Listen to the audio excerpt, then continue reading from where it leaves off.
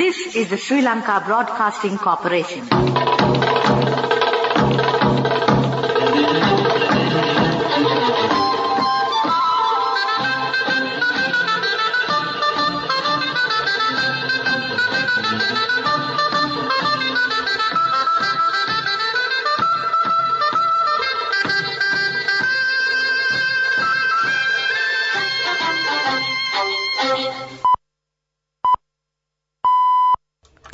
Precisely 6:45.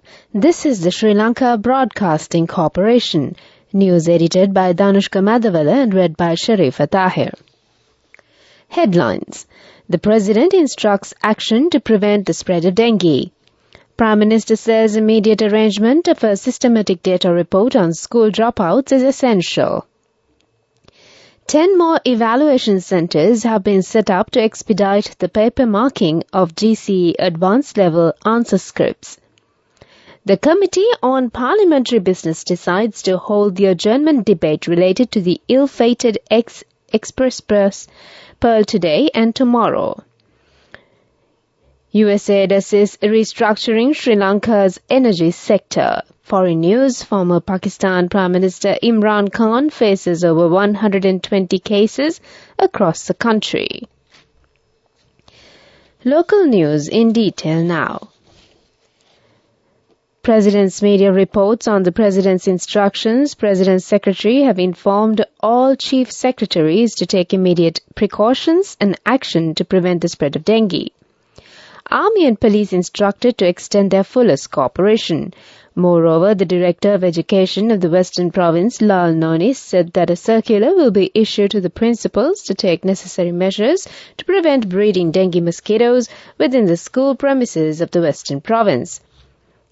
Furthermore, 15 districts have been identified to be at dengue high risk according to the Health Entomology Officers Association.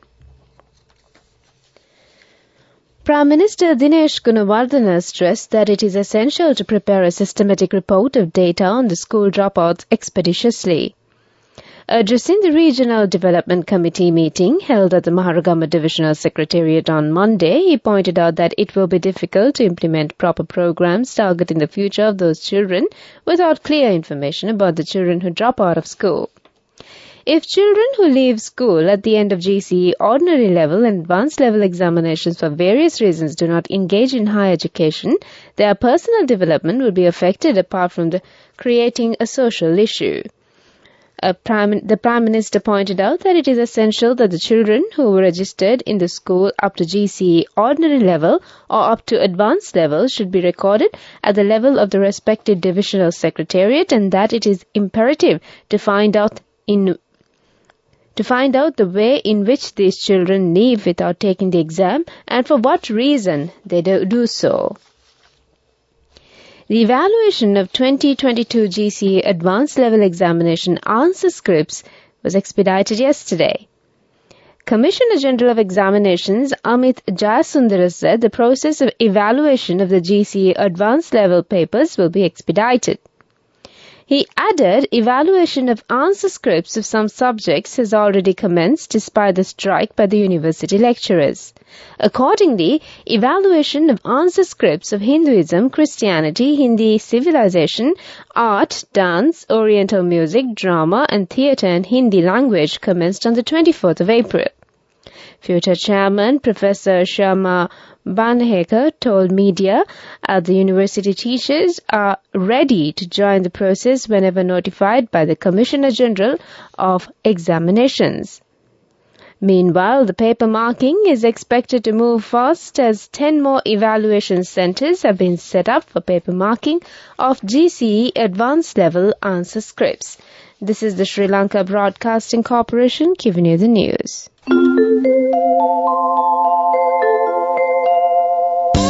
People's Bank Excelsior. Live the life you want.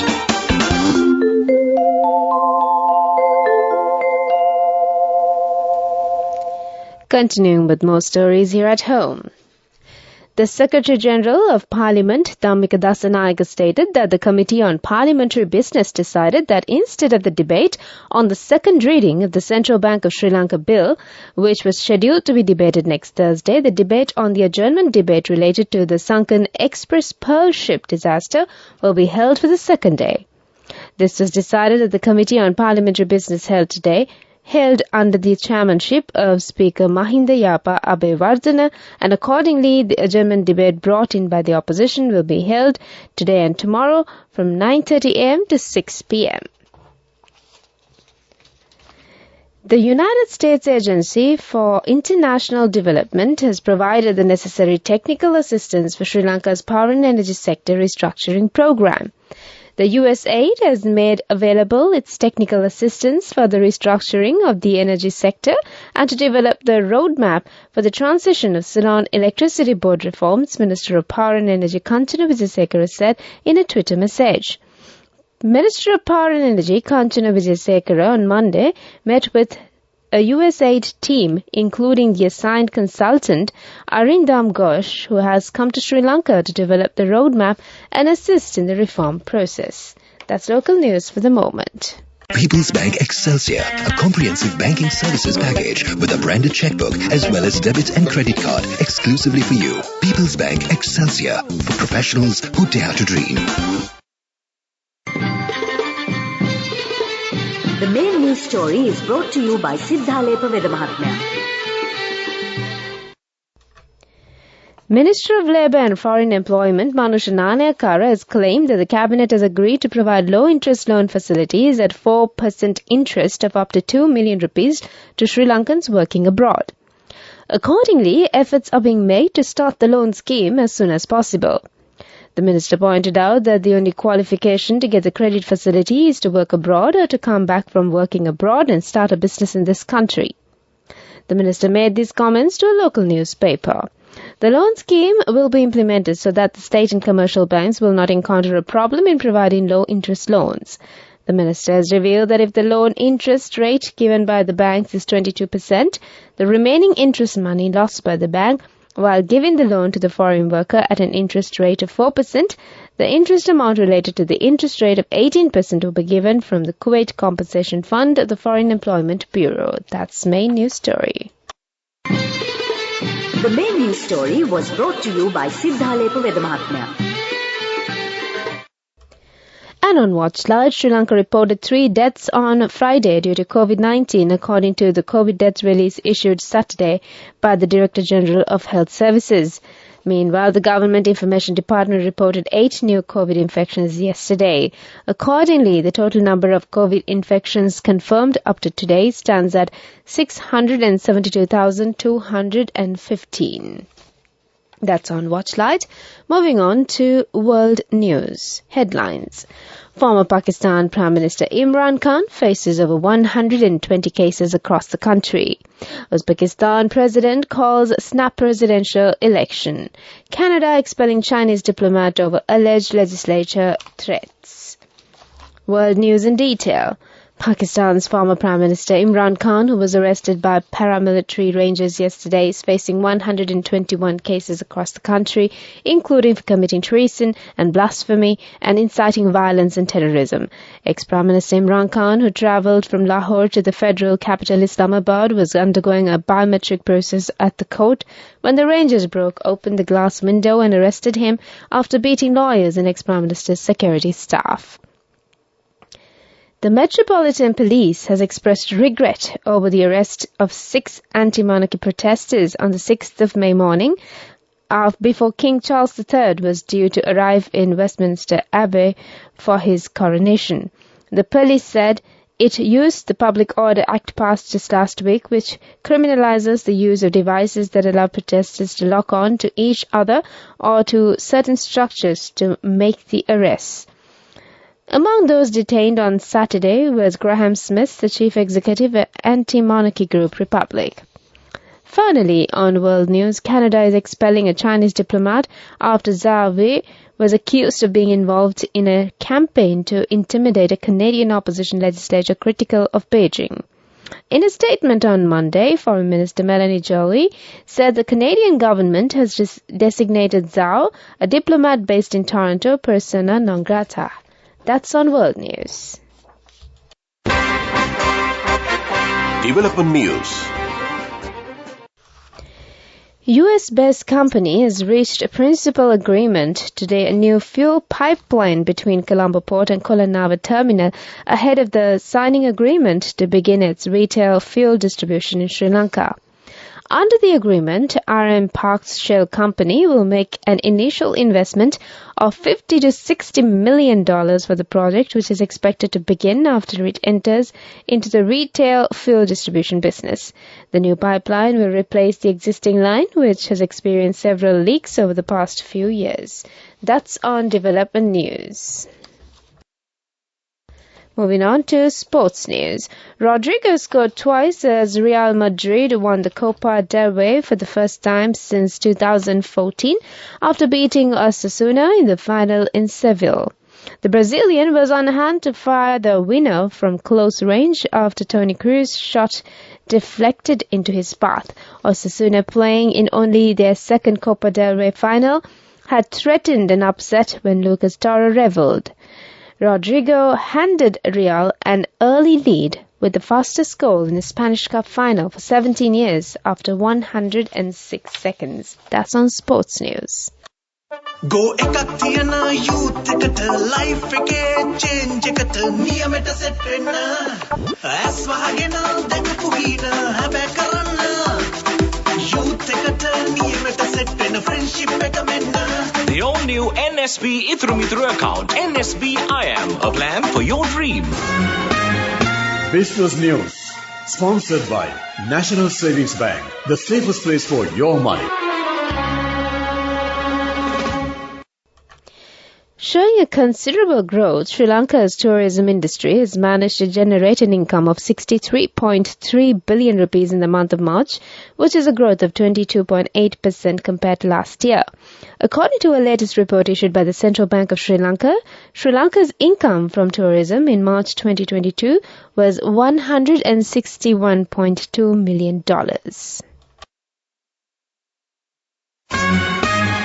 Business News, sponsored by National Savings Bank, the safest place for your money. Go ekathiana youth ekata life eke change ekata niyameta set wenna as wahagena dakapu hina habe karanna youth ekata niyameta set wenna friendship eka menna. The all-new NSB Ithru account, NSB IAM, a plan for your dream.